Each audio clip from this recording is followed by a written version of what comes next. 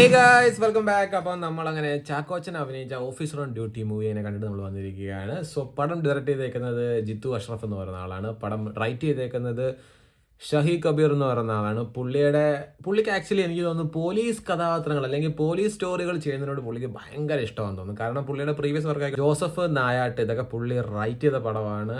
Direct ചെയ്ത പടം എന്ന് പറയുമ്പോൾ ഇലവീട പൂഞ്ചിറ നമ്മുടെ സൗബിനൊക്കെ അഭിനയിച്ചത്. പോലീസ് സ്റ്റോറീസ് ചെയ്യുന്നതിനോട് എന്തോ ഭയങ്കര ഇഷ്ടമാണെന്ന് തോന്നുന്നു. സോ അപ്പോൾ coming to officer on duty എന്ന് പറയുമ്പോൾ പടത്തിനകത്ത് കാസ്റ്റ് വരുന്നത് ജഗഭവൻ, പ്രിയാമണി, നമ്മുടെ ജഗദീഷ്, വിശാഖ് നായർ, റംസാൻ ഉണ്ട്, പിന്നെ ഉണ്ണിലാലു ഉണ്ട്, പിന്നെ ശ്രീകാന്ത് മുരളി, ഇങ്ങനെ ലോട്ട്സ് ഓഫ് ക്യാരക്ടേഴ്സ് അടങ്ങുന്ന ഒരു പടമാണ് ഓഫീസർ ഓൺ ഡ്യൂട്ടി.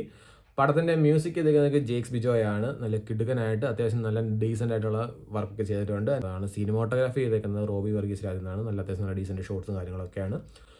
സോ അപ്പോൾ പടം എങ്ങനെയുണ്ടെന്ന് ചോദിച്ചു കഴിഞ്ഞാൽ ചാക്കോച്ചൻ്റെ നല്ലൊരു കിടുക്കൻ ഷോ ഓഫ് തന്നെയാണ് ഓഫീസർ ഓൺ ഡ്യൂട്ടി. ഫസ്റ്റ് ഹാഫൊക്കെ നല്ല രസമാണ്. കാരണം എനിക്കതിനകത്തൊരു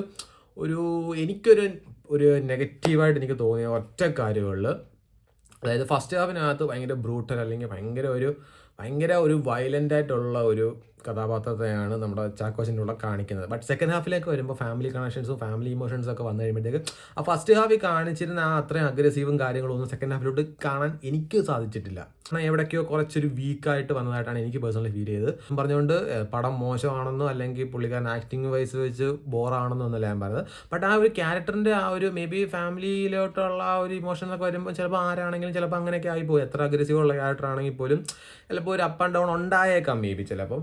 ബട്ട് ഫൈറ്റ് സീനൊക്കെ നൈസാണ്. ഇത് വില്ലൻ ഗ്യാങ്ങിലോട്ട് വരുമ്പം ഒരു 3-4 ചെറുപ്പക്കാർ അതുകൊണ്ട് വിശാഖ് നായർ എന്ന് പറയുമ്പോൾ നമ്മുടെ ആനന്ദത്തിനകത്ത് ഉണ്ടായിരുന്നതും ഐഡൻറ്റിറ്റിയിലെ മറ്റേ ഹാക്കറായിട്ടൊക്കെ ഉള്ള ആ പുള്ളിയാണ്. അപ്പം പുള്ളി അത്യാവശ്യം നല്ല ഡീസൻ്റ് ആയിട്ടാണ് പുള്ളിയുടെ ആ ഒരു റോളിനകത്ത് ചെയ്തേക്കുന്നത്. അതിനകത്ത് കൂടുതൽ ഡ്രഗ്സിനകത്ത് അഡിക്റ്റ് ആയിട്ടുള്ള കുറച്ച് ആൾക്കാർ, പിന്നെ അവരുടെ കുറച്ച് റിവെഞ്ചും കാര്യങ്ങളും അങ്ങനെയൊക്കെ രീതിക്ക് പോകുന്ന ഒരു റിവെഞ്ച് ബേസ് ആയിട്ടുള്ള ഒരു ക്രൈം ത്രില്ലർ എന്ന് പറയാൻ പറ്റത്തില്ല, ഒരു റിവെഞ്ച് ബേസ് ആയിട്ട് പോകുന്ന പടം. ഒരു കണക്ഷൻ കാണിക്കുന്നതൊക്കെ ഭയങ്കര രസം. അതായത് നമ്മൾ ഫസ്റ്റ് ഹാഫ് വരുമ്പോൾ ഇത് എവിടെ തുടങ്ങിയാലും ഇത് എങ്ങനെ ഇതിൻ്റെ ഇത് നമ്മൾ ആദ്യം കാണുമ്പോൾ നമ്മൾ വിചാരിക്കും ഫസ്റ്റ് ഹാഫിൽ തന്നെ എന്താ പറയുക ഇത് ആരൊക്കെയാണ് ചെയ്യുന്നതെന്ന് അല്ലെങ്കിൽ ആരൊക്കെയാണ് ഇതിൻ്റെ ബാക്കിലുള്ളതെന്നൊക്കെ കാണിക്കുന്നുണ്ട്.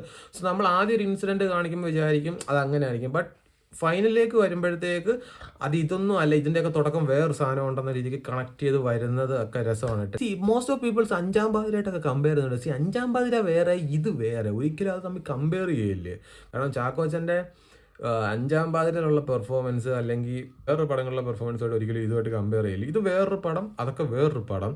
നിങ്ങൾ ഒരുപാട് എന്താ പറയുക ക്രൈം ത്രില്ലർ മൂവീസിൻ്റെ ആ എക്സ്പെക്ടേഷനൊന്നും പോയി കാണാതിരിക്കുക. ഫാമിലീസിനൊക്കെ ഈ പടം കുറച്ചും കൂടെ ഒക്കെ കണക്റ്റ് ആയി കഴിയുമ്പം എന്താ പറയുക നിങ്ങൾക്ക് കുറേ കാര്യങ്ങളൊക്കെ നിങ്ങൾ സൂക്ഷിക്കേണ്ടതും അല്ലെങ്കിൽ നിങ്ങൾ മക്കളിലേക്ക് അല്ലെങ്കിൽ നിങ്ങളുടെ വീട്ടിലുള്ള ഒരു ടീനേജേഴ്സ് ആയിട്ടുള്ള ആൾക്കാരെയൊക്കെ കുറച്ചും കൂടെ നിങ്ങൾ കൺസിഡർ ചെയ്യണം, അല്ലെങ്കിൽ അവരുടെ കാര്യത്തിൽ കുറച്ചും കൂടെ കെയർ എടുക്കണം എന്നുള്ള ഒരു ബോധം നിങ്ങൾക്ക് ചിലപ്പം ഈ മൂവി കാണുമ്പോൾ ഉണ്ടാകും. എന്തായാലും എല്ലാവരും പോയി കാണുക. അപ്പോൾ അത്രയൊക്കെ ഉള്ളൂ. ബൈ.